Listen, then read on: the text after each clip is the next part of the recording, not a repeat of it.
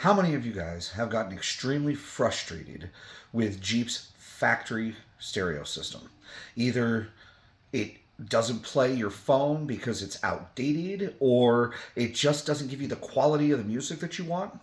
I've seen so many people post online that they wish they could upgrade to modern day technology. Well, guess what? In the Wife's JK, we are going to do just that.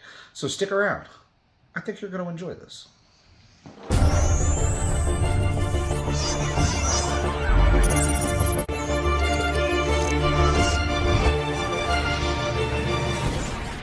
Welcome back to Jeeping for Beginners, folks. Once again, my name is Josh, and today we are playing with the Wife's JK.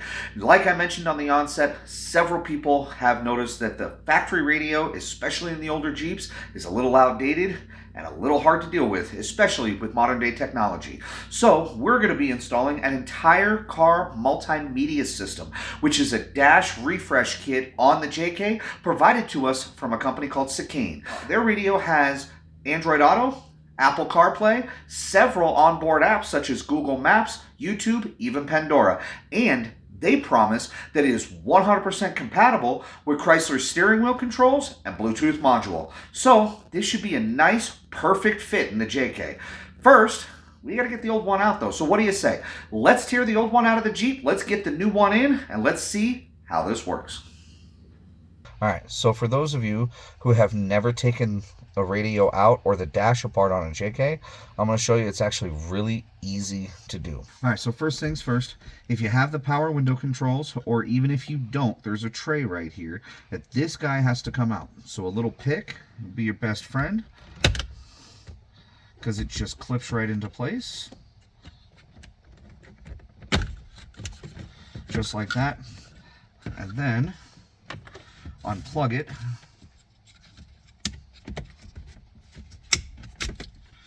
And then set it aside. We pull that out to access that bolt that's right there, which should be a 7mm. Why Chrysler uses 7mm, I have no idea, but they happen to like that size when it comes to your dash, so keep that in mind.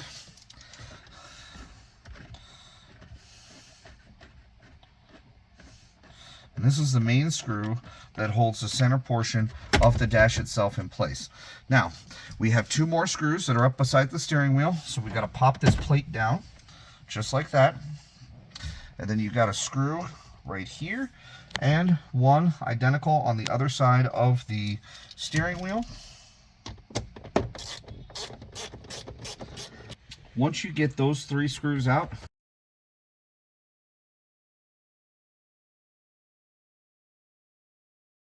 then it's just a matter of lightly pulling on the dash and it will literally come right out, and you just set it aside. In our particular case, we are not going to reuse this, so we're going to remove this out of the Jeep altogether. The radio that's in here, this is the Alpine system for this particular Jeep, should be the same 7mm bolts to pull the radio right out. Make sure you save all the hardware because you're going to need it again to install the new radio.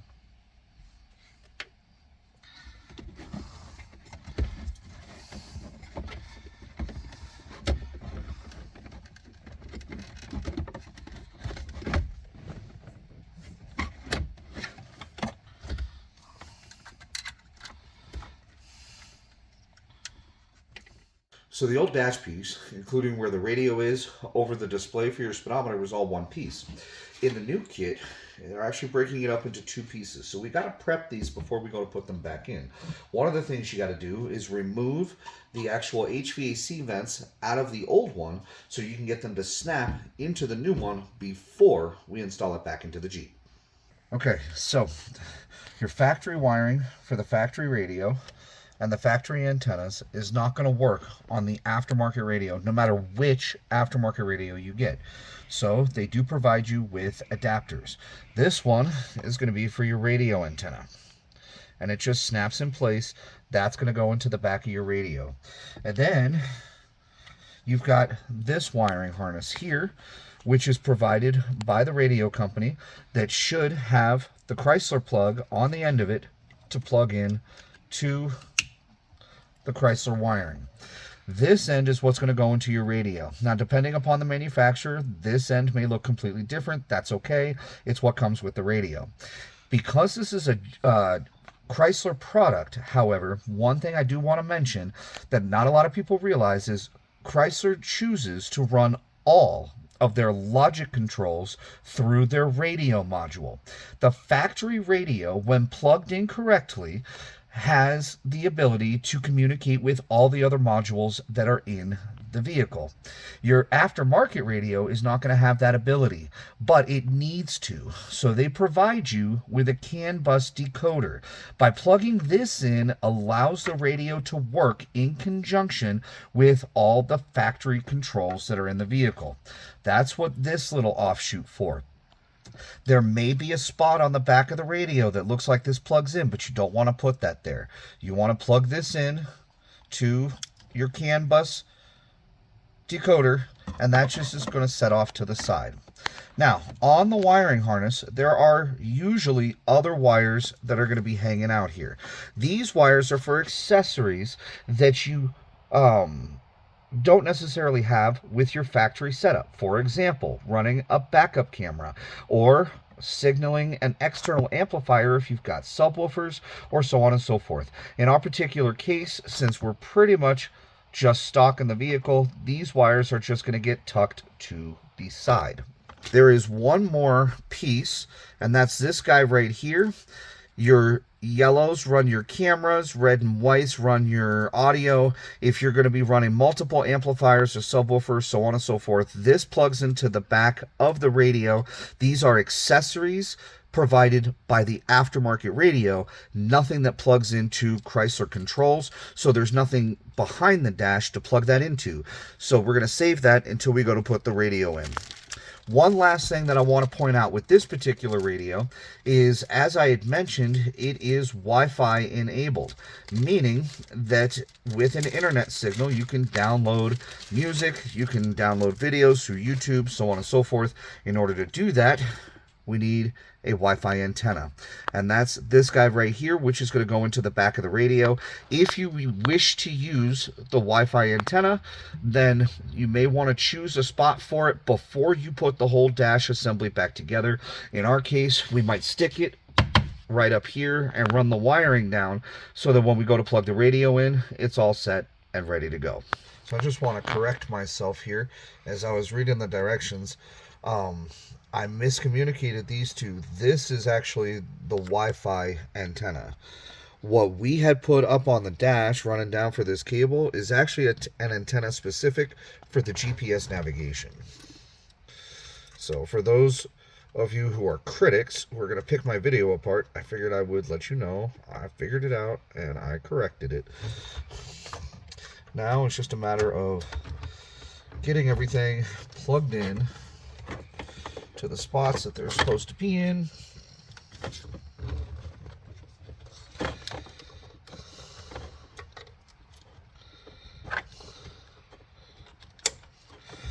And then one more USB here.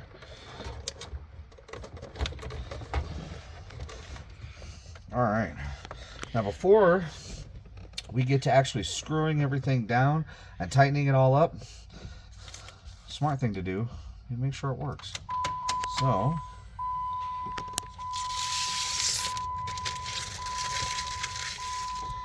oh, look at that.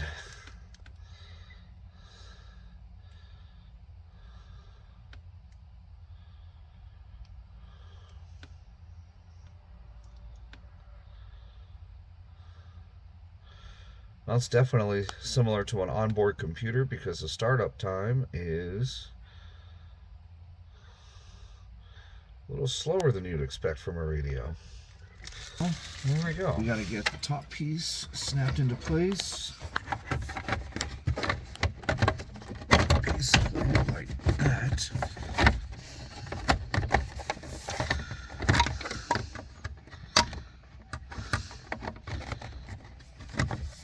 Maybe. Okay. No. Let's take this back out.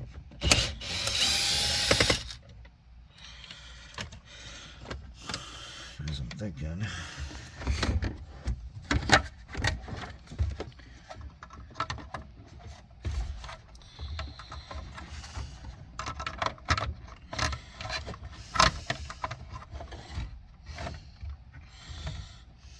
You go in there. You go in there. You go in there. There we go.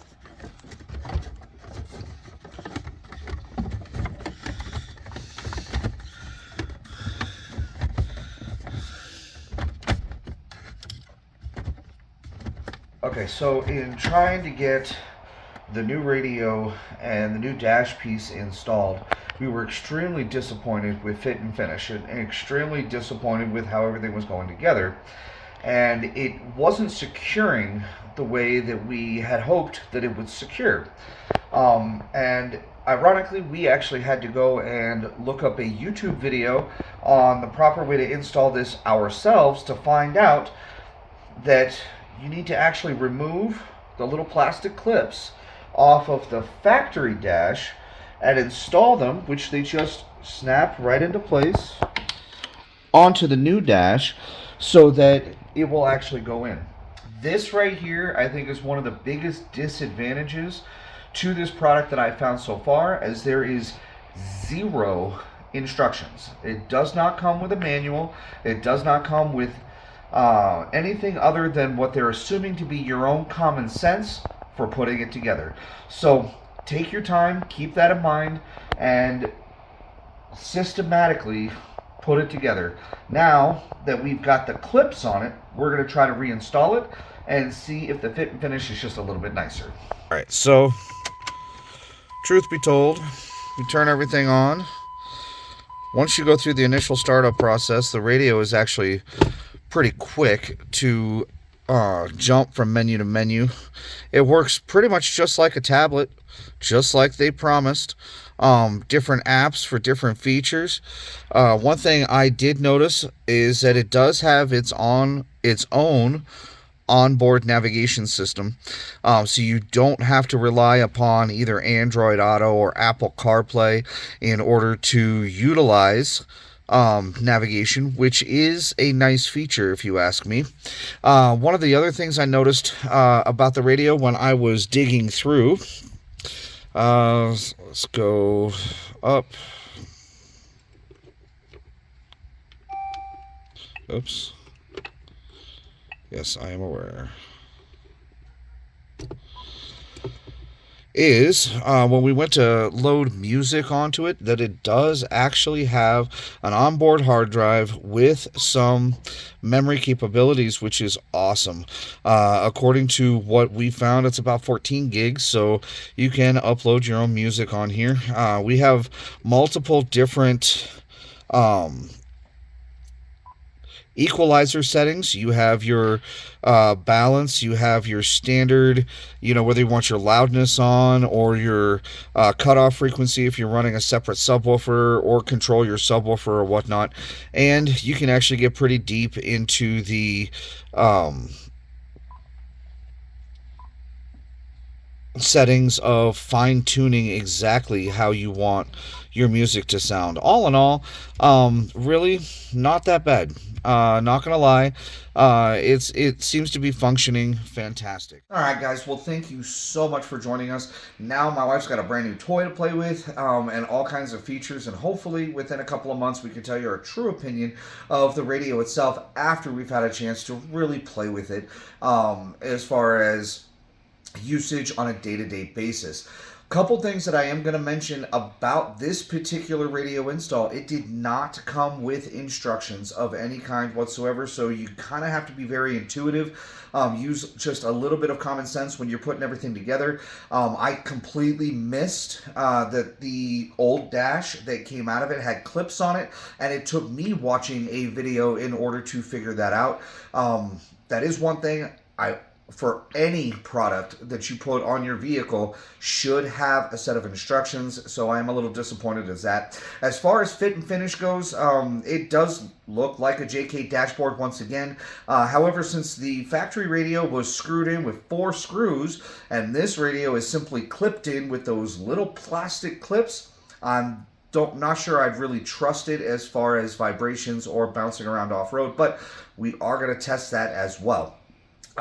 Meanwhile, I do like that we have a 10-inch screen inside the Jeep, and I do like the features that are there.